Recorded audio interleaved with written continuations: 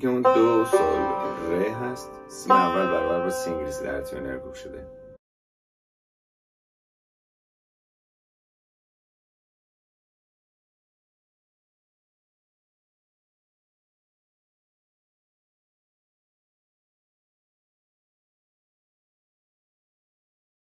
در این قطعه سی بمول و می کارون داریم. لا سی لا سول لا ره.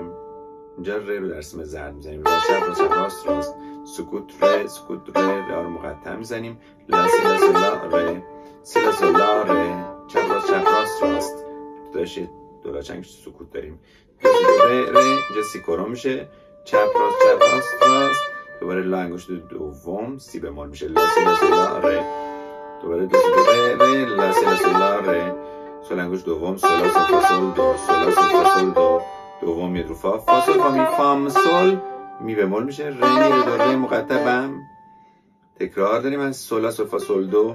بعدش میگیم ره می ره دو ره می فا سول. ابتدا می بمول در ره می فا سول یک میایم ره به می پایین و می کرون میشه. ره می ره دو ره می فا سول تکرار میشه. ره می فا سول ره می فا سول ره ره سول بم. سول و بم هم مقطع میزنیم.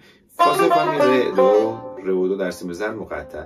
بم دو بم دو فا سول فا می ره دو سول فا می ره دو سول فا می چپ راست چپ ره دو را که در سیم زردن. فا سول می فا ره سول سول فا سول فا می ره دو.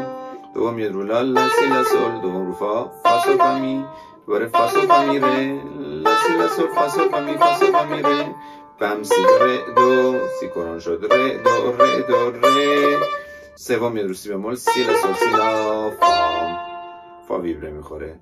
تکرار میشه. بم سی دو ره دو ره دو ره دو ره. سی بمول سی لا سول سی لا فا. بم سول سی لا سی لا سی دو لا ویبره میخوره. بم سول سول سول سول اشاره به فا میکنن. سول فا سول فا بم فا ویبره میخوره.